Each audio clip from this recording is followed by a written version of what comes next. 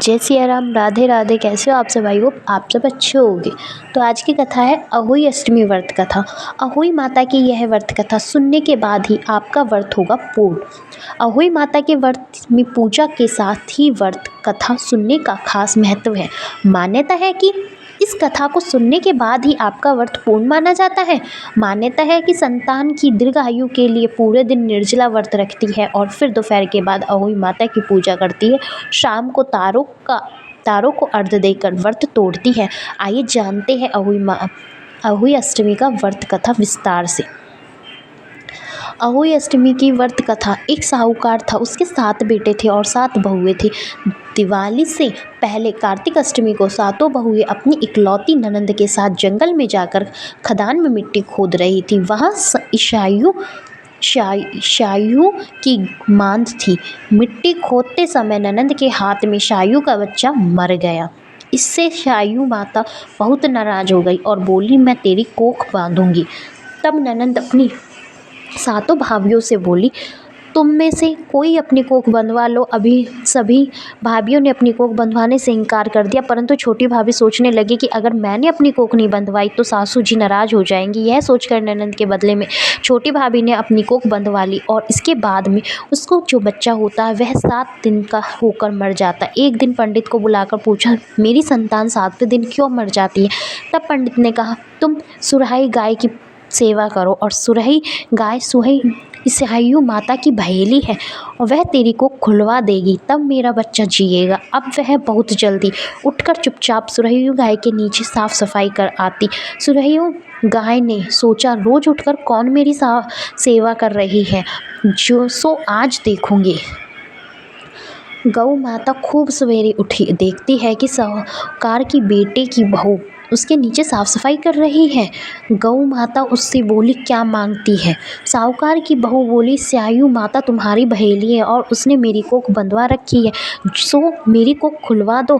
गौ माता ने कहा, अच्छा ठीक है। अब तो गौ माता समुद्र पार साहूकार की बहू को अपनी बहेली के पास लेकर चल पड़ी। रास्ते में कड़ी धूप थी, सो वह दोनों एक पेड़ के नीचे बैठ गई। थोड़ी देर में एक सांप आया। उसी पेड़ पर गरुड़ पंखनी का एक बच्चा था। सांप उसको डसने लगा। तब साहूकार की बहू ने सांप मारकर ढाल के नीचे दबा दिया और बच्चे को बचा लिया। थोड़ी देर में गरुड़ पंखनी आई तो वह यहाँ खून देखकर साहूकार की बहू को चौंच मारने लगी। तब साहूकार की बहू ने बोली, मैंने तेरे बच्चे को नहीं मारा, बल्कि सांप तेरे बच्चे को करीब आया था तो मैंने उसे तेरे बच्चे की रक्षा की है। यह सुनकर गरुड़ पंखनी बोली, मांग तो क्या मांगती है? वह बोली, 7 समुद्र पार शायू माता रहती है, हमें तो उसके पास पहुंचा दे। तब गरुड़ पंखनी के दोनों को अपनी पीठ पर बैठाकर शायू माता के पास पहुंचा दिया और शायू माता उनको देखकर बोली, आ बहन, बहुत दिनों में आई है। फिर कहने लगी, बहन, मेरे सिर से जुएं पड़ गई है। तब सरहू के कहने पर साहूकार की बहू ने उसकी सारी जुएं निकाल दी। इस पर शायू माता प्रसन्न होकर बोली, तूने मेरे सिर से बहुत सलाई घेरी है, इसलिए तेरे 7 बेटे और 7 बहू होंगी। वह बोली, मेरे तो एक भी बेटा नहीं है, 7 कहाँ से होंगे? शायू माता बोली, वचन दिया है। तब साहूकार की बहू बोली, मेरी कोख तो तुम्हारे पास बंद पड़ी है। यह सुनकर साहू माता बोली, तूने मुझे ठग लिया है।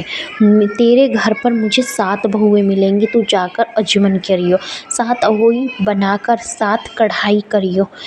वह लौटकर घर आई तो वहाँ देखा कि 7 बेटे 7 बहू बैठे हैं। वह खुश हो गई। उसने 7 अहोई बनाई और उज्जमन किया और 7 कढ़ाई करी। और शाम के समय जेठानियों आपस में कहने लगी कि जल्दी जल्दी पूजा कर लो, कहीं छोटी बच्चों को याद करके ना रोने लगे।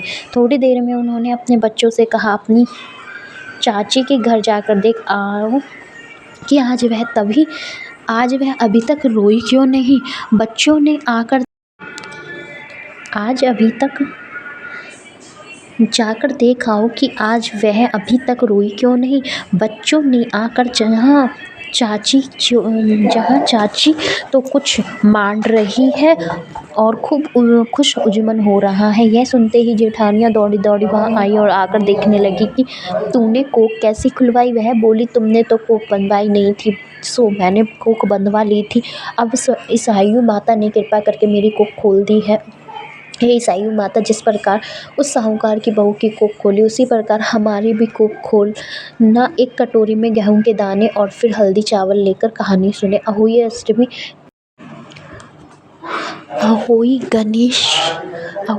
गणेश जी की कथा। इसके पाठ से मिलेगा व्रत का पूरा लाभ। अहोई अष्टमी की व्रत महिलाएं अपनी संतान की रक्षा और दीर्घायु के लिए रखती हैं। ऐसा माना जाता है कि गणेश जी की कथा के बिना कोई भी व्रत अधूरा माना जाता है। अहोई अष्टमी के दिन भी आपको गणेश जी की कथा का पाठ करना चाहिए। अहोई अष्टमी गणेश जी की पहली कथा है। एक बुढ़िया थी, उसका एक बेटा था और बहू थी। वे बहुत गरीब थे। बुढ़िया माई हर रोज गणेश जी की पूजा क्या करती थी। गणेश जी के हर रोज बुढ़िया से कहते थे कि बुढ़िया माई कुछ मांग ले। बुढ़िया कहती थी, मैं क्या मांगू। तो गणेश जी बोले, अपने बेटे से पूछ ले।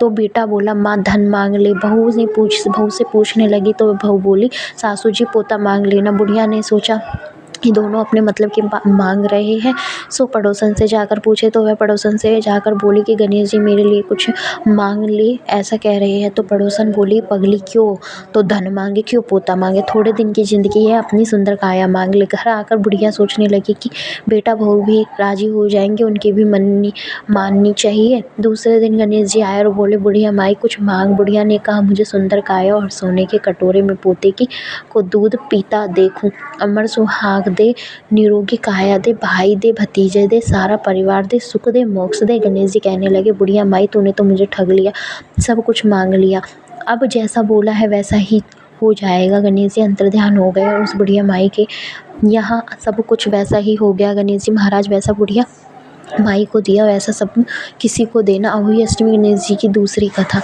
एक दिन गणेश जी महाराज चुटकी में चावल और चम्मच में दूध लेकर घूम रहे थे कि कोई मेरी खीर बना दो। सबने थोड़ा सा सामान देखकर मना कर दिया। तो वह बुढ़िया बोली, ला बेटा मैं तेरी खीर बना दूंगी, और वह कटोरी ले आई। तो गणेश जी बोले कि बुढ़िया माई कटोरी क्यों लाई, टोप लेकर आ। अब बुढ़िया माई टोप लेकर आई और वह दूध से भर गया। गणेश जी महाराज बोले कि मैं बाहर जाकर आता हूँ, जब तू खीर बनाकर रखना। खीर बनाकर तैयार हो गई। अब बुढ़िया माई की बहू ने मुंह में पानी आ गया और वह दरवाजे के पीछे बैठकर खीर खाने लगी। तो खीर का एक छींटा जमीन पर गिर गया और जिससे गणेश जी का भोग लग गया। थोड़ी देर बाद बुढ़िया गणेश जी को बुलाने गई और तो गणेश जी बोले, बुढ़िया माई तेरा तो भोग लग गया है। जब तेरी बहू ने दरवाजे के पीछे बैठकर खीर खाई तो एक छींटा जमीन पर पड़ गया, तो सो मेरे तो भूख लग गया है। तो बुढ़िया बोली, बेटा अब इसका क्या करूँ। गणेश जी बोले, खीर अच्छे से खा पी कर सबको बांट देना और बच्चे तो थाली में डालकर छीके पर रख देना। शाम को गणेश जी आए और बुढ़िया को बोले कि बुढ़िया मेरी खीर दो। बुढ़िया खीर लेने गई तो उस थाली में हीरे मोती हो गए। गणेश जी महाराज ने जैसे धन दौलत बुढ़िया को दी वैसे ही हम सबको देना। जैसे यार हम वीडियो अच्छी लगे तो प्लीज़ चैनल को लाइक एंड सब्सक्राइब करना ना भूले। Thank you for watching this video.